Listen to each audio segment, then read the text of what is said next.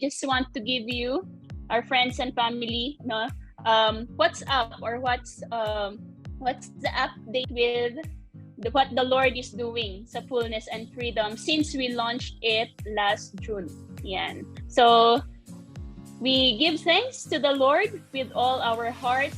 We will tell of all your wonderful deeds. So this is our thanksgiving to God for what God has been doing and is doing and will continually do sa ating FNF. So we had free webinars, and first it was given to you last July by Miss Cess, and that is the post-pandemic and beyond, facing life transitions with courage. And after that, August, we gave the Adulting 101 by Miss Laura, Guide and Reflections on Life After Senior High. Yeah. And this will be our third free webinar. For those who just joined us, we do give free webinars every month. No? So just wait for updates, and we will send you our link wherein you can register. So this is our third webinar for this month of September. Okay, so this is our first training, and we've done this in Rosario, Batangas. Nature to Nurture. So our audience are teachers, and it was conducted by Miss Cess and Miss Laura. So yeah, we reach a lot of teachers in this seminar. This is the first one. I guess this is in the month of July as well. And then we have the second webinar, second training and seminar, and this was done in Quezon, Lopez, Quezon. Okay. So same, the speaker is Miss Sol and Miss Seth. So we also have a lot of audience. So we praise God for these opportunities to reach out to these teachers and these young people and professionals, young professionals. Okay. And we also do conduct counseling, individual counseling sessions. So we all have ongoing counseling sessions. So our FNF page, okay, so you can check now po, no, Fullness and Freedom Counseling and Training Center. We also do have the FNF counselors. You can check that right now. Please like, no, or follow us also in YouTube. Subscribe and follow us in YouTube. And again, the upcoming event would be on the 22nd next month. So again, this would be a free webinar concerning mental health related topics. So again, we thank you for your prayers and support and for journeying with us as we are just starting this training and counseling center. Okay. So I know that you're excited. So let me just introduce to you our speaker for this afternoon. So he is the overseeing pastor of Life Church Commonwealth and the chairman of Reaching Beyond Pastoral Care Ministries. He founded Life and Hope Counseling Hub and Training Center. So he's the founder of Life and Hope Counseling Hub and Training Center, and also the co-founder of Fullness and Freedom Counseling and Training Center. So it's a privilege and opportunity for me to introduce to you Pastor Jerry Terreno. Can we give him a clap? A virtual clap. All right. Thank you.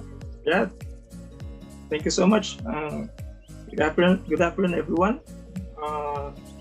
Kita ko yung iba sa inyo, and thank you for coming here and for joining us this afternoon. So this day,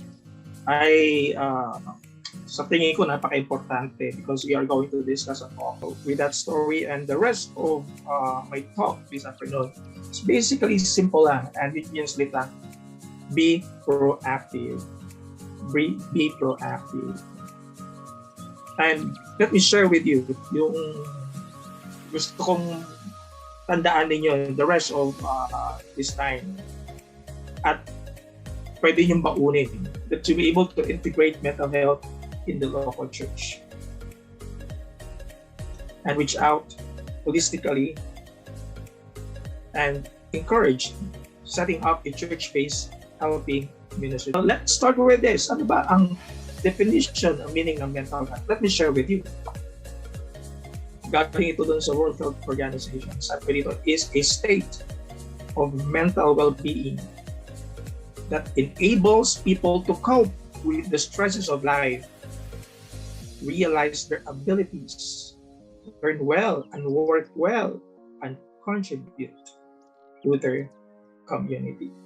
In the past 2 years, we went through with this, what we call itong pandemic na ito. And even until now, di pa rin naman kasi tapos.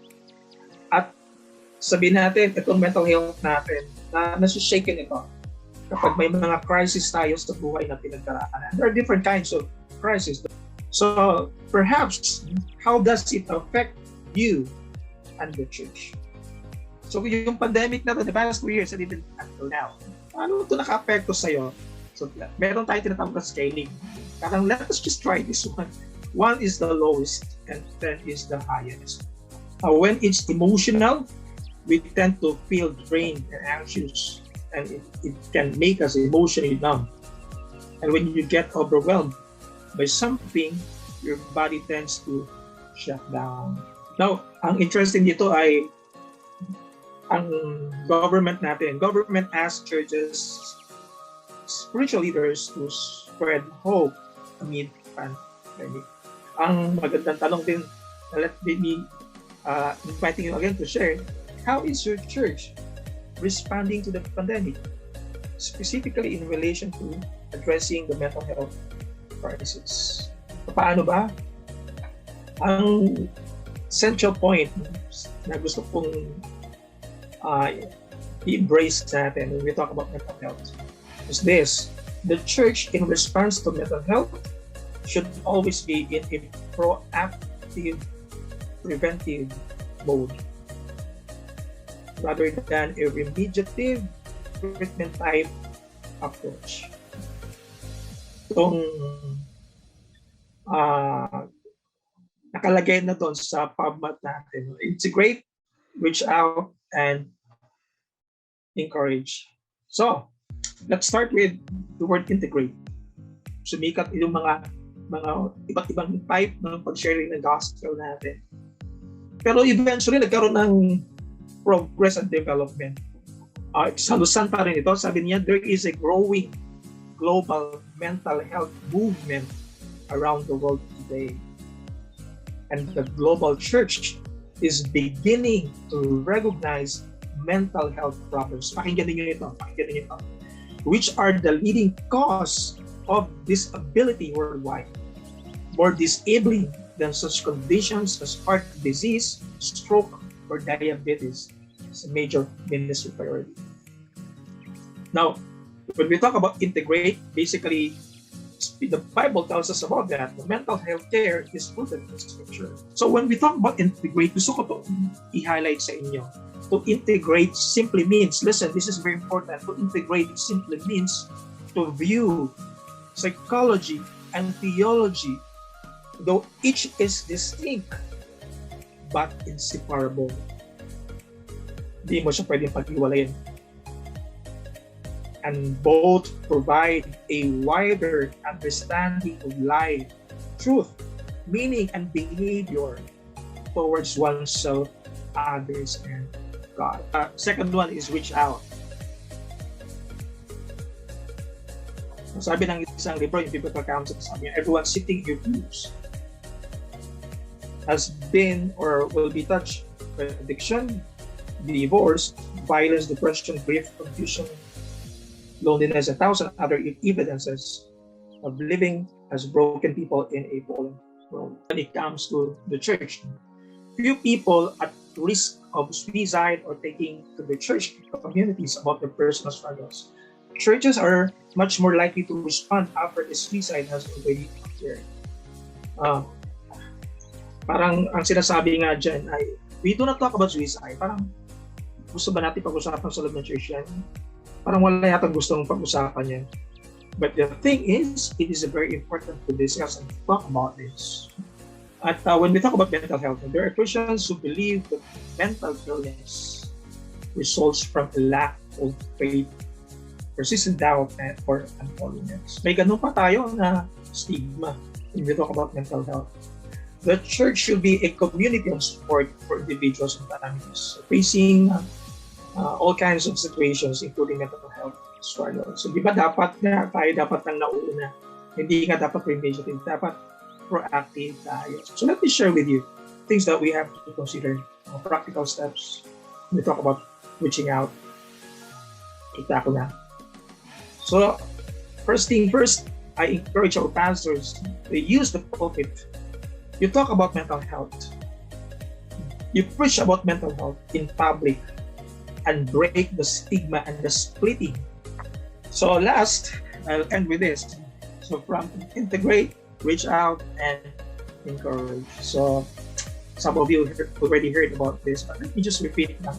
In the book of Acts, the church was not only evangelizing, teaching, and discipling community. Di lang sila nag-disciple. In the book of Acts, it was also a healing community. That invites us, are you that someone? Yun ba yung church ninyo? Yun ba yung church natin? We desire to prioritize mental health. And pay attention with it. Willing, be authentic, and real to accept and embrace itong mga may pinagdaraanan natin and be with them and help them pagtagumpayan natin ito. But let us be proactive and let us always remember yung sinabi ni Jesus in Matthew 16, I will build my church and the gates of hell shall not prevail against. Hindi lang ito futuristic. It doesn't only speak about yung ating salvation in the future, but it can also be applied in our day-to-day routine, life natin, living natin as His people, as salt and light. That this world, dying, decaying, and dark world, let this world see that we are the light and the salt of this world. And that starts by paying attention about the importance and prioritizing mental health.